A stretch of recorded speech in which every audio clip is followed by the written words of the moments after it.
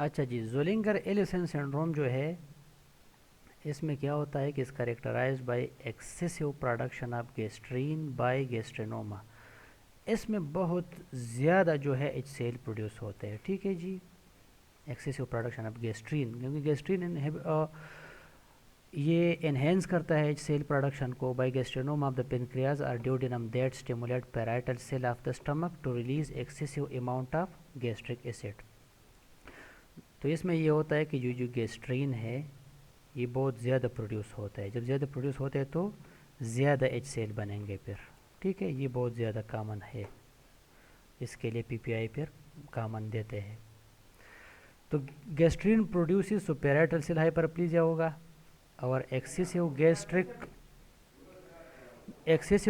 Acid production ये काज करता है। ठीक है, पीपीआई के जो एडवर्स इफेक्ट है, हेडेक, सर दर्द, डायरिया, एब्डामिनल पेन और एक्लोराइडिया।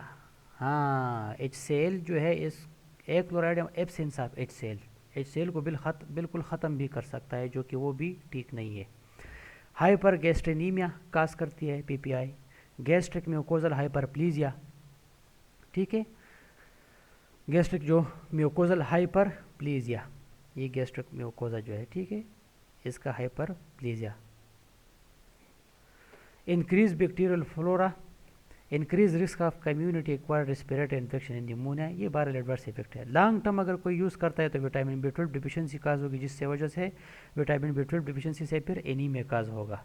ठीक है जी, हाँ, और increase risk of hip fracture के जो है रिस्क वो इंक्रीज हो जाएंगे। चलो चलते हैं जी सेमेथिडीन की तरफ, जो कि H2 रिसेप्टर ब्लॉकर है। इसका मैकेनिज़्म ये है कि ये पैराइटल सेल है, इसके ऊपर आपको पता है H2 रिसेप्टर है, और इसका काम करना था जब हिस्टामिन यहाँ पर आके रिसेप्टर के साथ अटैच होते हैं तो अंदर हाइड्रोजन जो आयन है इसको पुश करता है, तो ज़्यादा हाइड्रोजन आयन जो है वो नीचे आएंगे, ज़्यादा हाइड्रोजन आयन कहाँ पे, ल्यूमन में, तो ज़्यादा एच सेल बनेंगे। जब ये इनहिबिट होगा H2 रिसेप्टर तो कम हाइड्रोजन जो है बाहर आएंगे, तो कम एच सेल बनेगा। ठीक है, इनमें ये चार मेडिसिन बहुत कॉमन है, सेमेथिडीन, रेनिथिडीन, फेमिथिडीन और निजाथिडीन। मैकेनिज्म ऑफ एक्शन इसका ये है कि they competitively and reversibly block H2 receptor, ये देखे H2 रिसेप्टर को ये ब्लॉक करेंगे on the parietal cell.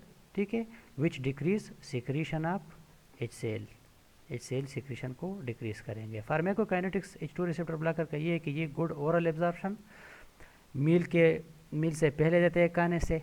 फेमिथिडीन is the most potent drug, famotidine जो है expose to first pass metabolism से ये गुजरेगा, एक्सेप्ट निजाथिडीन जो कि 100% बायो अवेलेबिलिटी है इसका। Metabolised by liver, excreted mainly in urine, ये बार आम बात है। प्लेसेंटा को क्रॉस करता है एक्सक्रीटेड इन मिल्क, इसीलिए प्रेगनेंसी में बिल्कुल कंट्राइंडिकेट करते हैं, नहीं देते। फार्माकोलॉजिकल एक्शन ये कि reduce basal and food stimulated acid secretion, block 90% of nocturnal acid secretion which depend largely on histamine.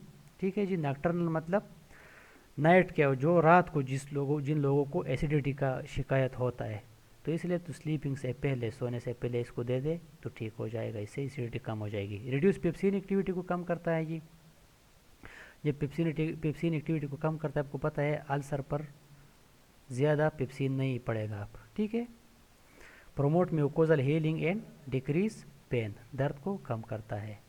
अच्छा, इसके जो यूजेस हैं कहाँ कहाँ पे हम uses of H2 blocker, H2 blocker को कहाँ कहाँ हम यूज़ करेंगे, जर्ड में, जैसे हार्ट बर्न डिस्पेप्सिया, वहाँ इसमें हम देते हैं। Acute ulcer healing in moderate cases, duodenal ulcer है तो भी देंगे, बिनाइन गैस्ट्रिक अल्सर है तो भी देंगे, और ज़ोलिंगर एलिसन सिंड्रोम में भी देते हैं। Prevention of bleeding from stress related gastritis, उसमें भी देते हैं। ठीक है, post ulcer healing maintenance therapy मतलब बंदे का अल्सर ठीक हो गया है लेकिन मेंटेनेंस में हम देते हैं इसको।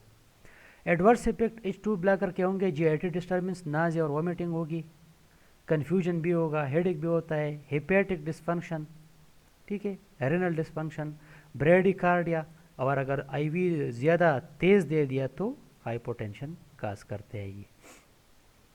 एंडोक्राइन इफेक्ट सिर्फ सिमेथिडीन करेगा जो कि गैलेक्टूरिया काज करेगा, ठीक है, गैलेक्टूरिया। हाइपर प्रोलैक्टिनीमिया, प्रोलैक्टिन जो है वो ज़्यादा हो जाएंगे।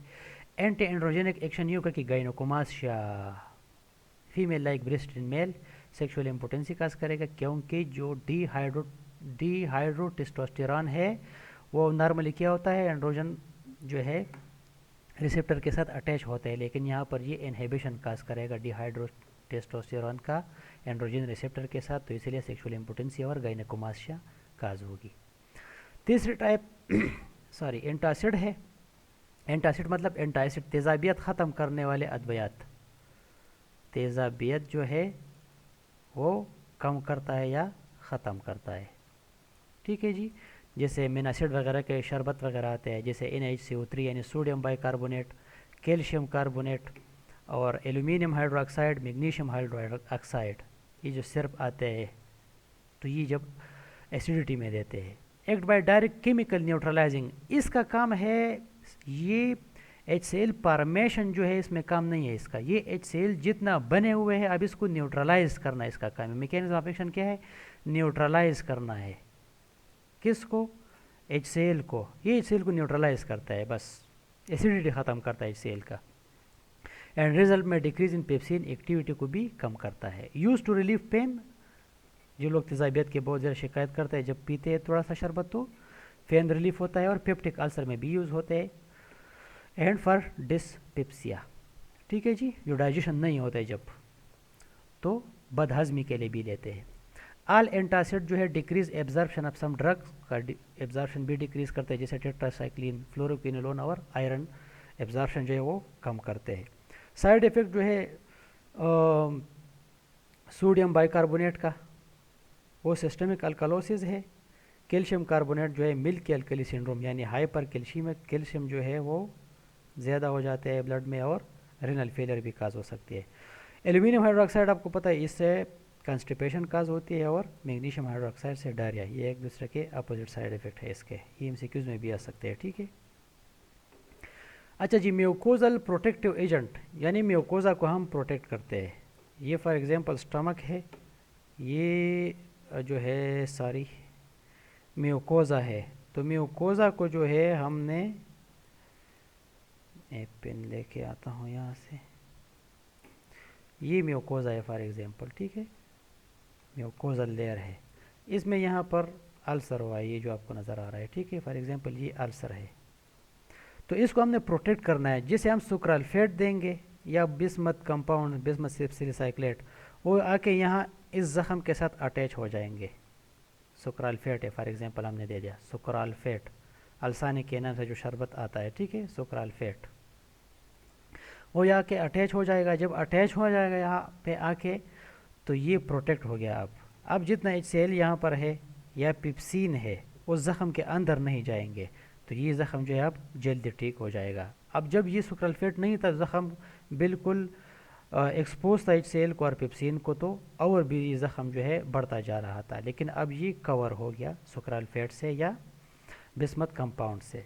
अच्छा, मिज़ोप्रेस्टोल यानी प्रोस्टाग्लैंडिन एगोनिस्ट है ये जब हम देंगे तो ये सिक्रीशन ऑफ बाइकार्बोनेट, ठीक है, और म्यूकस सिक्रीशन करता है, तो ये दोनों प्रोटेक्टिव है, तो ये म्यूकस प्रोटेक्शन करेगा, तो इससे फिर ये अल्सर जल्दी ठीक हो जाता है। मिज़ोप्रेस्टोल जब हम देते हैं, आपको पता है प्रोस्टाग्लैंडिन एनालॉग है, ठीक है, यानी ये आप देखें यहाँ पर पैराट्रिसिन है, इसके ऊपर मैंने आपको बताया था कि प्रोस्टाग्लैंडिन ई रिसेप्टर है, इसका काम ये है कि ये HCl के प्रोडक्शन को कम करता है, सही है, बाइकार्बोनेट को ये सिक्रीट करता है और म्यूकस को सिक्रीट करता है, which is side of protective. Mechanism of action इसका ये है कि decrease HCl secretion by binding to prostaglandin E receptor यहाँ पर, ठीक है, increase mucus and bicarbonate secretion, mucus और बाइकार्बोनेट सिक्रीशन को इंक्रीज करता है, increase gastric and mucosal blood flow, gastric जो फ्लो है इसको इंक्रीज करेगा। 3 to 4 टाइम यानी बहुत ज़्यादा हम लेते हैं, क्योंकि ये शॉर्ट हाफ लाइफ है इसका, ठीक है, तो इसीलिए हम 3 to 4 टाइम लेना पड़ता है। इंडिकेशन ये कि selective use in NSAID induced peptic ulcer, NSAID की वजह से, नॉन स्टेरॉइड इन्फ्लेमेटरी ड्रग की वजह से जो अल्सर काज हुई है दर्द की जितने मेडिकेशन आप ले रहे थे, इसकी वजह से अगर अल्सर है तो इसके लिए ड्रग ऑफ चॉइस मीज़ोप्रेस्टोल है, ये बात याद रखें। लेकिन प्रेग्नेंट मदर को बिल्कुल नहीं देना है, एबॉर्शन काज करता है ये, ठीक है। साइड इफेक्ट ये है कि abdominal cramps, diarrhoea, uterine contraction, dysmenorrhoea, abortion cause करती हैं ये, और वेजाइनल ब्लीडिंग, इसीलिए कंट्राइंडिकेटेड इन प्रेगनेंसी। दूसरा जो प्रोटेक्टिव है वो मेडिसिन है सुक्रालपेट, अल्सानिक में ये आता है, अल्सानिक सिरप के फॉर्म में ये आता है, ठीक है जी। अच्छा, bind to ulcer bed, ulcer bed के साथ ये बाइंड होते हैं ग्रेनुलेशन टिश्यूज़ फॉर एग्जांपल, ठीक है। मैंने आपको बताया जैसे कि अल्सर बिट यहाँ पर एक क्रैट जब बनता है यहाँ फॉर एग्जांपल, ये यहाँ पर ज़ख़म है, बाकी सब ठीक ठाक है, ये वाला जो हिस्सा है ये फॉर एग्जांपल अल्सर है ये वाला, तो सुक्राफेल आके यहाँ पर अटैच होता है तो जेल सा फॉर्मेशन होगा, जेल, ये प्रोटेक्टिव लेयर बनेगा, तो HCl आप जाके इस ज़ख़म पर नहीं लगेंगे। Decrease proton diffusion to the ulcer base, में इंक्रीज एंडोजीनस टिश्यू प्रोस्टाग्लैंडिन को भी इंक्रीज कर सकता है, एंड में bind epidermal growth factor and other growth factor जो है इसके साथ अटैच होते हैं, सो म्यूकोजल डिफेंस करता है ये, ठीक है। एक और प्रोटेक्टिव जो है वो बिस्मथ सब सेलिसाइक्लेट है, preparation of this compound effectively heal peptic ulcer, ठीक है जी, ये भी इस तरह प्रोटेक्शन करता है म्यूकोजल लेयर का।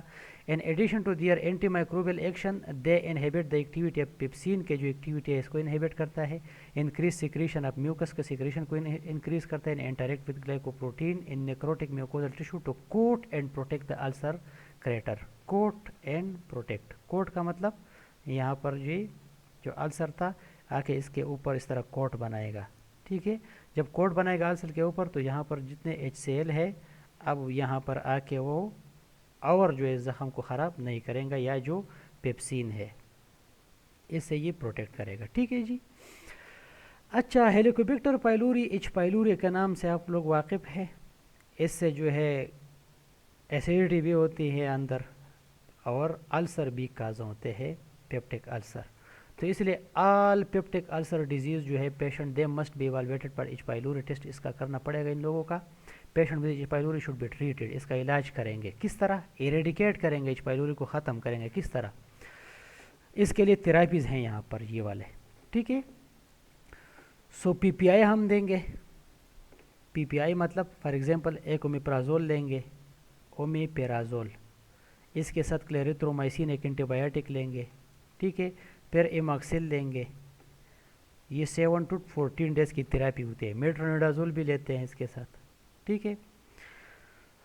और एक प्रोटेक्टिव एजेंट यानी सुक्रालफेट बिस्मथ सबसिलिसाइक्लेट, इस हालत में उसने बिस्मथ सबसिलिसाइक्लेट को लिया हुआ है, इन 4 गोलियों को पेशेंट खाएगा, ओमेप्राजोल को 40 milligram for example OD, clarithromycin को BD में 500 मिलीग्राम अगर एडल्ट है, एमॉक्सिल को 10 डेज में लेंगे 1 ग्राम, ठीक है जी। तो इससे क्या होगा, एरेडिकेशन ऑफ एच पाइलोरी होगी, जब एच पाइलोरी एरेडिकेट होगी तो फिर पेप्टिक अल्सर ठीक होगा। ट्रिपल थेरेपी, इसमें ट्रिपल थेरेपी का मतलब है कि एक गोली ओमेप्राजोल का होगा यानी प्रोटॉन पंप इनहिबिटर का, एक गोली क्लेरिथ्रोमाइसिन की होगी, एक जो है एमॉक्सिलिन की होगी, एमॉक्सिसिलिन, ठीक है। ये गोली जब पेशेंट लेंगे 7 से लेकर 14 डेज तक, 2 वीक थेरापी, इसको इरेडिकेशन थेरापी कहते हैं, ठीक है। क्वाड्रुपल थेरापी भी आता है, यानी 4 गोली जब खाएंगे इसमें से टेट्रासाइक्लिन भी शामिल किया हुआ है, ठीक है।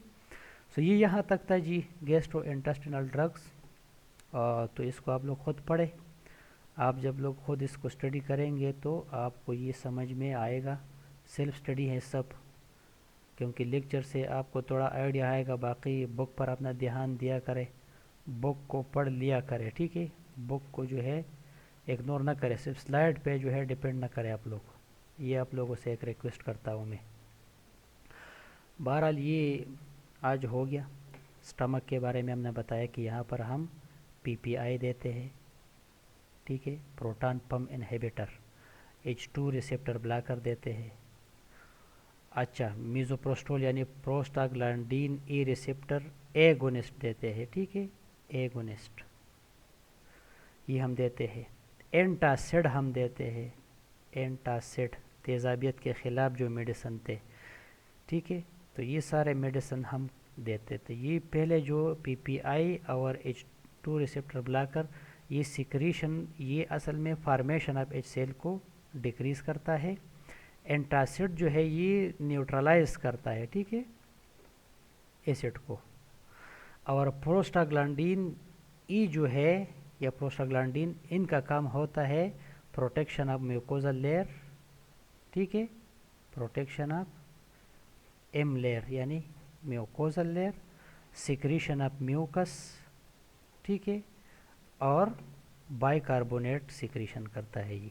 तो म्यूकोजल जो लेयर है वो प्रोटेक्ट रहता है। तो आज के लिए इतना काफ़ी है। नेक्स्ट स्लाइड में हम एंटी एमेटिक, एंटी डायरियल और लग्जेटिव की तरफ जाएंगे। Thank you.